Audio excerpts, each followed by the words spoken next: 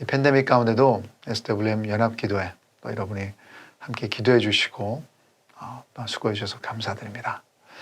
이 시간에 고린도전서 9장 19절부터 23절 말씀을 같이 읽도록 하겠습니다. 고린도전서 9장 19절부터 23절 말씀. 내가 모든 사람에게서 자유로우나 스스로 모든 사람에게 종이 된 것은 더 많은 사람을 얻고자 함이라. 유대인들에게 내가 유대인과 같이 된 것은 유대인들을 얻고자 함이요 율법 아래 있는 자들에게는 내가 율법 아래 있지 아니하나 율법 아래 있는 자 같이 된 것은 율법 아래 있는 자들을 얻고자 함이요 율법 없는 자에게는 내가 하나님께는 율법 없는 자가 아니요 도리어 그리스도의 율법 아래 있는 자이나 율법 없는 자와 같이 된 것은 율법 없는 자들을 얻고자 함이라. 약한 자들에게 내가 약한 자와 같이 된 것은 약한 자들을 얻고자 하며 내가 여러 사람에게 여러 모습이 된 것은 아무쪼록 몇 사람이라도 구원하고자 함이니 내가 복음을 위하여 모든 것을 행함은 복음에 참여하고자 함이라. 최근에 미국 뉴스 중에 캐나다 이야기가 있었습니다. 그래서 캐나다 캄루스라는 도시에 있는 원주민 기숙사 학교에서 Residential School이라는 학교에서 아동 시신 215구가 발견된 이야기입니다. 제가 이 뉴스를 지나갈 수 없는 것이 저희 식구가 캐나다 선교지에서 원주민 목회를 하던 마을에서 1시간 거리인 동네이고 제 딸이 태어난 병원이 그 도시이기도 합니다. 그래서 모르시는 분들은 원주민 기숙사 학교는 미국의 인디언 정책인 보딩 스쿨과도 비슷한데요. 캐나다 전 지역에 퍼져 캐나다 원주민 아이들을 백인 사회화시키는 정책으로 어려서부터 부모를 떠나 기숙사 학교에서 언어와 문화를 배우는 정책입니다. 그래서 나중에는 이제 강제로라도 벌금을 내야 되는 그렇기 때문에 아이들을 어쩔 수 없이 보낸 적이 많았습니다. 근데 주로 아이들에게는 트라우마였고 많은 학대와 성적 학대 그리고 원주민들의 문화와 잃어버린 세대라고 할 만큼 그 부족의 정체성의 혼돈과 지금 살아계신 분들도 많이 있기 때문에 씻을 수 없는 뼈아픈 상처를 가져오게 되어버렸습니다. 안타까운 것은 이 기숙사 학교 정책들을 운영하게 된 것이 크리스찬 선교사들이었다는 것입니다. 기독교인으로 개종시킨다는 이름 아래 장로교단, 성공회 교단, 캐톨릭, 감리교 등 그래서 선교 정책으로 정부를 대신해서 이런 학교들을 운영해 왔는데 참 많은 아픔이 예수님의 이름으로 강제로 복음을 전하게 된 것이 돼서 지금은 원주민, 인디언들, 민족들에게는 기독교는 white man's religion, 백인들의 종교이다 하는 반감이 아주 강하게 있습니다. 그래서 저도 원주민 선교를 하는 동안 많은 깨달음 가운데 선교는 이 목적과 열정만이 중요한 것이 아니라 방법도 사람을 살리고 복음을 나타내는 표현해야 한다는 것을 너무나도 크게 깨닫게 됐습니다. 그렇지 않으면 선교는 어떤 사역도 그냥 나만의 만족을 위한 남들을 이용하는 수단이 되어버릴 수 있습니다. 선교와 사역의 방법도 복음이어야 하고 여러분 고린도전서 13장에 나오는 사랑 없이는 아무것도 아니다 하는 것을 누구보다도 복음 전파와 사역 가운데 우리가 보여줘야 되는 것입니다. 특별히 이제는 포스트 코비드를 바라보며 어느 때보다도 반기독교적인 사회에서 복음의 사명을 매일마다 감당해야 합니다. 포스트 크리스천 사회에서 살고 있고 선교도 이제 선교사들을 쉽게 호응하는 시대는 지나갔습니다. 어떤 모습으로 어떤 방법으로 복음을 가지고 나가냐도 너무나도 중요한 주제가 되어 있습니다. 그래서 오늘 본문의 사도 바울의 사역의 모습을 보면서 어떻게 예수님께서 우리에게 맡겨주신 사명을 우리가 아름답게 감당할 것인가. 나를 나타내는 것이 아니라 어떻게 많은 사람을 얻고자 하는 사역을 하는 이 기도 제목들을 4가지로 우리가 발견하기를 바랍니다. 그럼 첫 번째 우리 함께 하기를 원하는 기도 제목은 복음 안에 있는 자유를 깨달아 사역하게 하소서. 기도했으면 좋겠습니다. 그럼 19절에 보시면 내가 모든 사람에게서 자유로우나 스스로 모든 사람에게 종이 된 것은 더 많은 사람을 얻고자 함이라. 그럼 구원이 뭐냐 했을 때 모든 사람에게서 자유로운 것이다 라고 할 수 있습니다. 진정한 자유가 여기에 있습니다. 죄로부터 자유해지고요. 과거의 상처로부터 자유로울 수 있고요. 다른 사람의 인정과 관계에서 자유롭고요. 더 나아가서 자신에게서도 자유로워지는 역사입니다. 이 메시지를 사도 바울이 고린도전서 4장 3절과 4절에서부터 벌써 말하기 시작했습니다. 너희에게나 다른 사람에게나 판단받는 것이 내게는 매우 작은 일이라. 나도 나를 판단하지 아니하노니 내가 자책할 아무것도 깨닫지 못하나 이로 말미암아 의롭다함을 얻지 못하노라. 다만 나를 심판하실 이는 주시니라. 인간의 너무나도 큰 우상이 남들의 인정 아니에요. 사약하는 큰 욕망 중에 하나도 많은 경우에 이 굶주림에 있습니다. 남들의 인정 때문에 부모에게서 못 받았던 인정을 받으려고, 아니면 그것을 쫓아가는 그 삶을 살아가는 것을 주위에서도 보게 됩니다. 그래서 사역하다가도 시험 들었다, 내 뜻대로 안 되면 금방 포기하고. 하지만 여러분, 사도 바울은 다른 고린도 교회와 다른 사람들의 의심을 받으면서도 그들의 평가에 자유로운 모습입니다. 할 말을 하지만 그들을 두려워하거나 안절부절하는 모습이 아닙니다. 이런 자유 없이는 제대로 사랑하는 사역을 할 수 없습니다. 그리고 이 자유도 너무나 자유롭기에 그 권리와 특혜까지 내려놓을 수 있는 자유가 진짜 크리스천 자유인 것입니다. 모든 사람에게서 자유롭지만 이제는 스스로 남들의 종이 될 수 있는 자유. 그럼 1520년 종교개혁의 리더였던 마르틴 루터가 크리스천의 자유라는 책에서 이 자유의 역설을 말합니다. 그리스도인은 누구에게도 매이지 않는 모든 이의 가장 자유하는 주인이다. 그리스도인은 모든 이에게 복종하는 모든 이의 가장 충실한 종이다. A Christian man is the most free Lord of all, subject to none.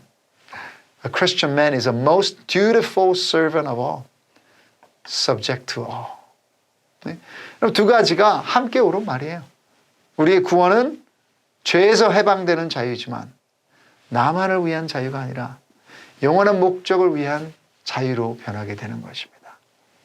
이 자유함을 깨달을 때 당당해지며 동시에 겸손하게 나를 비울 수 있는 것입니다.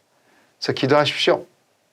진정으로 이 자유로움을 깨달아 사역할 수 있도록. 두 번째 기도 제목은 배움의 즐거움이 있게 하소서. 따라서 하시죠. 배움의 즐거움이 있게 하소서. 사도 바울의 선교 사역의 방법은 상황화입니다. 그래서 영어로 contextualization이라고 말하죠. 그래서 20절에 여러분 보시면 유대인들에게 내가 유대인과 같이 된 것은 유대인들을 얻고자 하며 율법 아래 있는 자들에게는 내가 율법 아래 있지 아니하나 율법 아래 있는 자같이 된 것은 율법 아래 있는 자들을 얻고자 하며 하면서 나중에는 약한 자들, 더 나아가서 이렇게 얘기할 수도 있어요.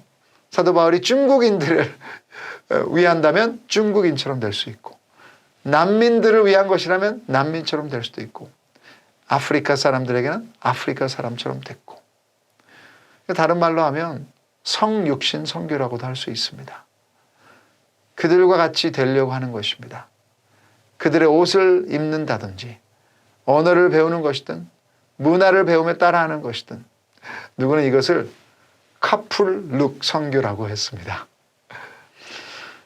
중국 내륙 선교의 아버지인 하슨 테일러 선교사님은 이 중국을 선교하기 위해서 특별히 백인들의 제국주의로 오해받는 것이 아니라 진짜 복음만을 전하기 위해서, 그리고 복음이 중국화 될 수 있다는 것을 보여주기 위해서 중국 사람들이 입는 옷을 입고 다니기 시작했고 언어는 당연했고 복음도 한자를 사용해서 설명하며 복음 전했다고 합니다.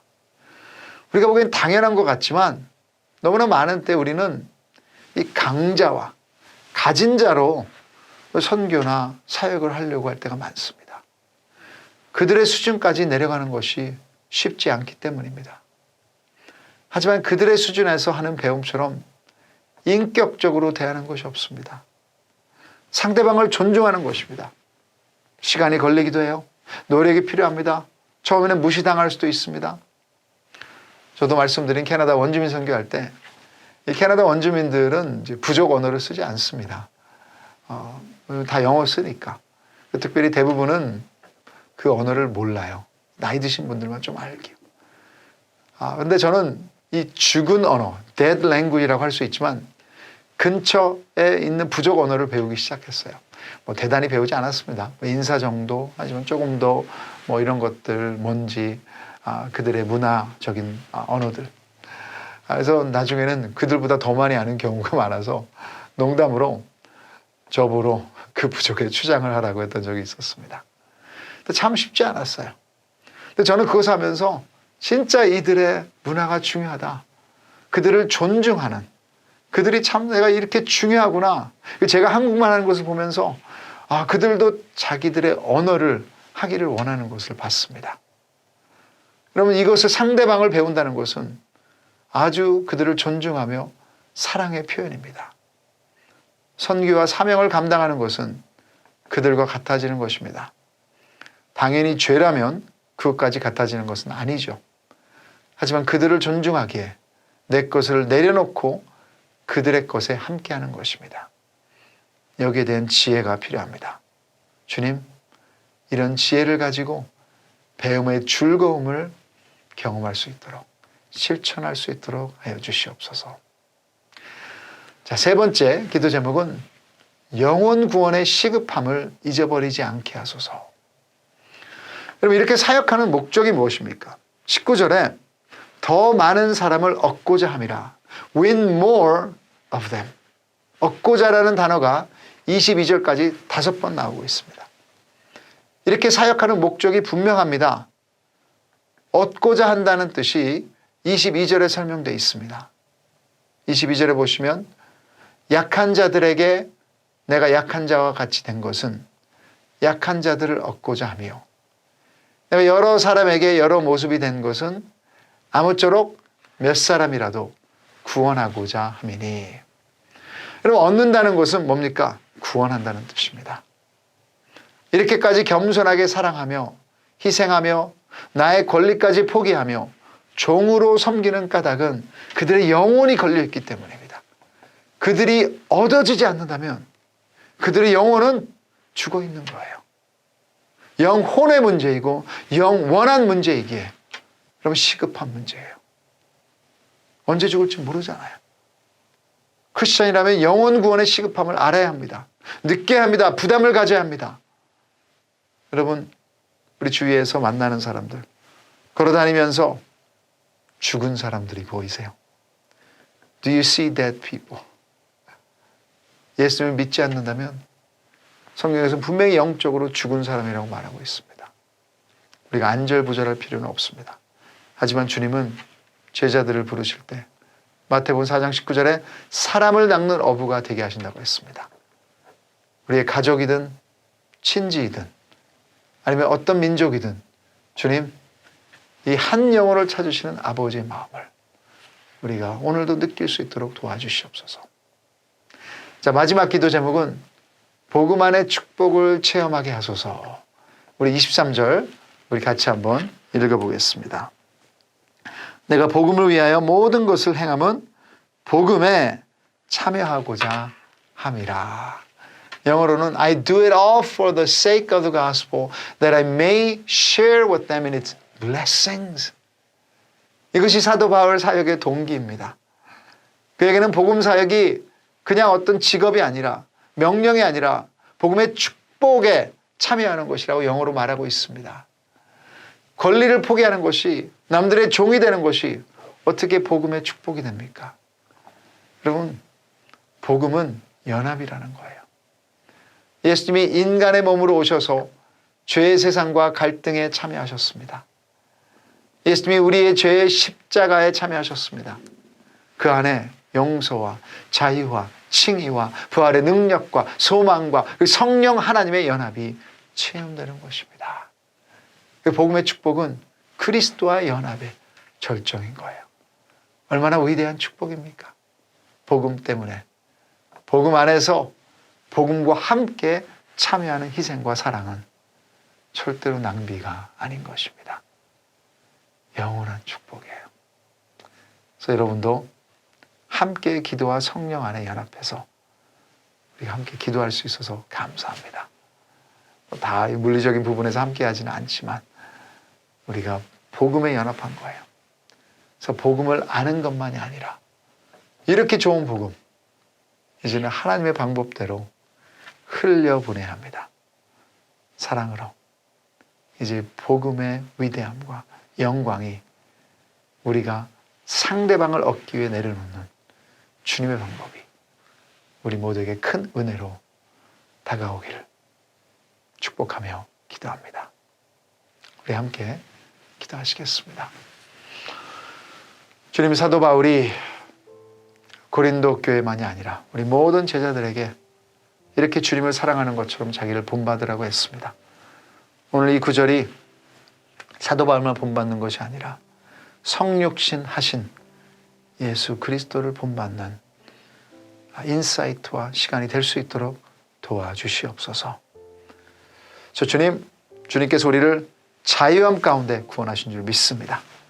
이 자유함 가지고 남들의 인정이 아니라 어떤 상황이 아니라 이제는 오히려 주님의 복음을 위해서 그 복음에 참여하기 위해서 우리의 권리를 내려놓는 그 비밀을 경험하는 저희들 되게 하여 주시옵소서. 아직도 우리 주위에 우리 식구들 가운데도 아직도 주님께서 구원하시기를 원하는 우리 민족들이 있습니다. 여기에 시급함을 다시 한번 깨닫는 기도 시간 되게 하여 주시고 또 주님이 주신 마음으로 우리 열방들을 위해서 이렇게 중보기도할 때 우리를 사랑하셔서 우리 죄인같이 인간이 되신 그 예수님의 연합에 통참하는 귀한 사랑의 시간 될 수 있도록 도와주시옵소서.